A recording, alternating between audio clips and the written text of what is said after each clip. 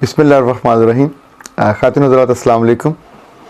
ربیع الاول ہے، اس محبوب ذات کا ذکر اور اس محبوب ذات کی ایک اور محبوب ذات کا ذکر بھی. جیسے اللہ کو انسانوں میں، مردوں میں حضرت محمد صلی اللہ علیہ وسلم سب سے زیادہ عزیز ہیں، اسی طرح خواتین میں حضرت عائشہ سب سے زیادہ عزیز ہیں.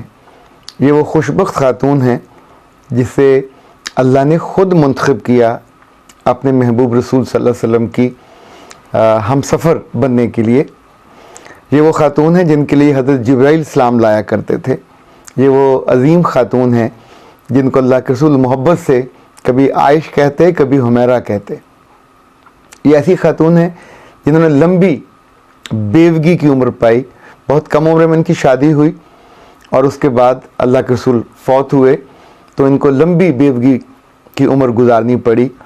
لیکن یہ عمر امت کے لیے بہت برکت کی باعث ثابت ہوئی کہ ہمارے ہاں جو جتنے گھریلو پاکیزگی کی اور رشتوں کے مسائل ہیں وہ سارے حضرت عائشہ کی وجہ سے ہم تک پہنچے.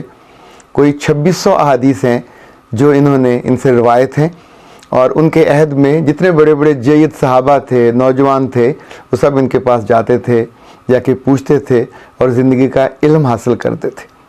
اچھا، اللہ نے انہیں خاص وصف دیا تھا. سیکھتی انہوں نے اللہ کے رسول سے باتیں سیکھی بہت تھیں اور ان کو پھر آگے پہنچایا بھی. ایون یہ تیمم کا جو فیض ہے یہ بھی ان کی وجہ سے ہوا. اور آپ کو یاد ہوگا اللہ نے خود ان کی فضیلت بیان کی اور ان کی برات کا اظہار کیا. جو بات آج میں آپ کو بتانا چاہ رہا ہوں وہ یہ کہ ایک ان کے بھانجے تھے ابن زبیر، نوجوان تھے اور بڑے نیک آدمی تھے. اچھا، نیک لوگ عام طور پہ کچھ چیزوں میں بہت سخت ہو جاتے ہیں اور ایک رائے بنا لیتے ہیں. حضرت عائشہ کا ایک وصف یہ تھا کہ خیرات بہت کرتی تھی، چیریٹی بہت ان کا پسندیدہ تھا. یعنی رب نے ادھر رزق بھیجا، کھانے کی چیز بھیجی، پیسے بھیجے تو اللہ کے راہ میں وہ بانٹ دیتی تھی. تو ابن زبیر نے دوستوں میں بیٹھے ہوئے یہ بات کہہ دی کہ خالہ یہ ٹھیک نہیں کرتی، چیریٹی زیادہ کر دیتی ہیں، اللہ کی راہ میں زیادہ انہیں کچھ رکھنا بھی چاہیے. یہ بات ان تک پہنچی تو وہ سخت ناراض ہوئیں. انہیں اچھا نہیں لگا کہ چھوٹی عمر کا چھوٹا بھانجا ان کا وہ اپنی خالہ کے بارے میں، اور اس رشتے کے ظاہر ہے علاوہ بھی ایک بڑا رشتہ تھا، انہیں کمنٹ نہیں کرنا چاہیے تھا. پر یہ انسانوں میں ہے، ہم تبصرہ کر بیٹھتے ہیں. جب ناراض ہوئی تو پھر ابن زبیر پہ وہ ناراضگی بہت بھاری پڑی. انہوں نے بہت منانے کی کوشش کی، معافی مانگی پر ان کو معافی نہ ملی. تو ایک روز کیا ہوا کہ حضرت عائشہ کے گھر پہ دو صحابہ حضرت عبد الرحمن اور ایک منور وہ پہنچے، دستک دی اور اندر آنے کی اجازت چاہی. حضرت عائشہ نے اجازت دے دی.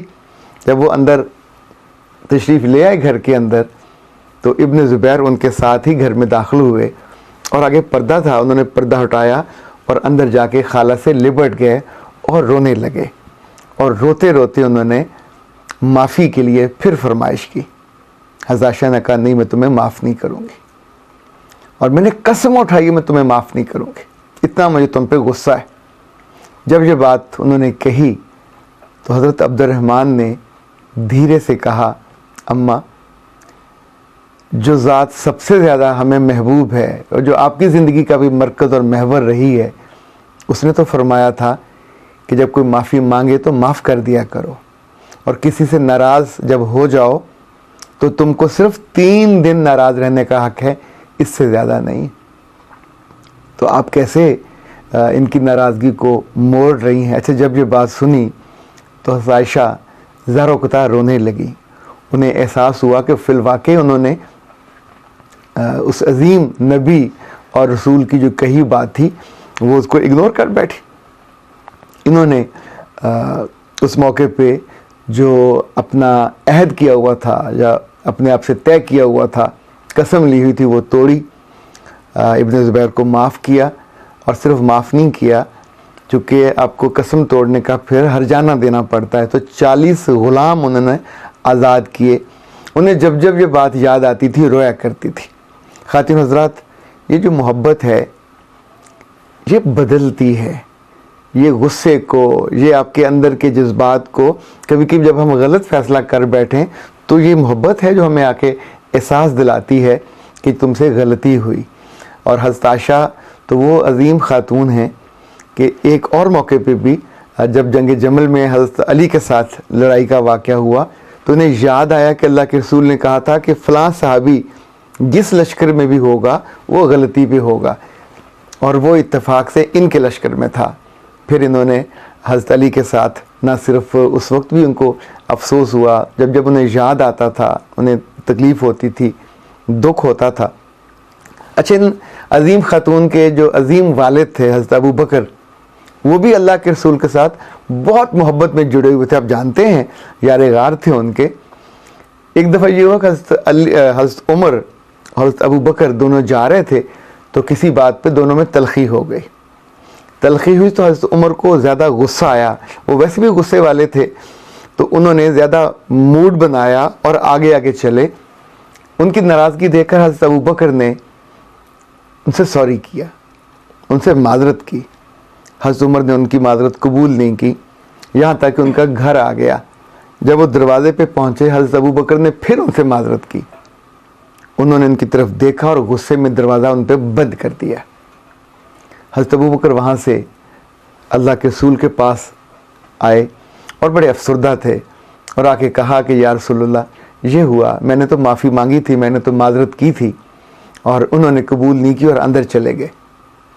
اچھا، جب انہوں نے بات مکمل کی تو اللہ کے رسول نے باقی صحابہ کی طرف دیکھا اور کہا کہ آج تمہارا ایک ساتھی اجر میں دوسرے سے بڑھ گیا.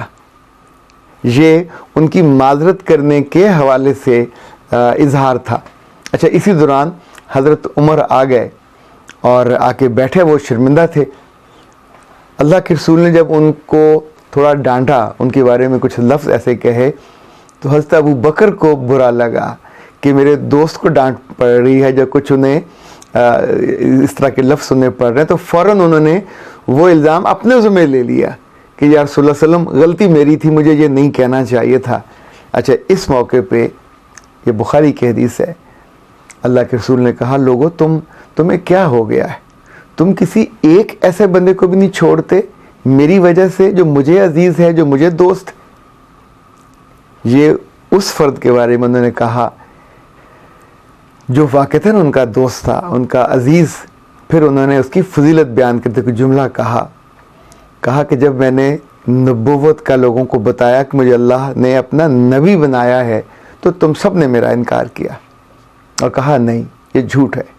صرف ایک واحد آدمی تھا جس نے کہا نہیں، جو محمد نے کہا سچ کہا اور میں اس کے ساتھ کھڑا ہوں.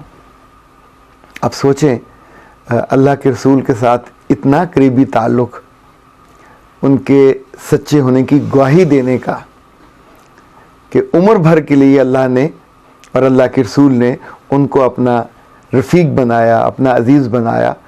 دعویٰ تو ہمیں بھی اللہ کے رسول سے بہت محبت کا ہے، دعویٰ تو ہمیں بھی ان کے ساتھ قربت کا ہے، ان پہ جان قربان کر دینے کا ہے. پر میں کبھی کبھی سوچتا ہوں کسی کو معاف کرنے کی باری آتی ہے تو ہمارے دل بھی بہت سخت ہو جاتے ہیں. وہ اپنے بچے ہوں، وہ اپنی بیویاں ہوں، وہ اپنے دوست ہوں، وہ اپنے کولیگ ہوں، وہ اپنے دشمن ہوں، وہ اپنے ہوں یا غیر ہوں. جب لوگ ہم سے معافی مانگتے ہیں تو اب سوچئے اللہ کے رسول نے کیا پسند کیا اور ان کی ترجیح کیا تھی اور ان کی پسند کیا تھی.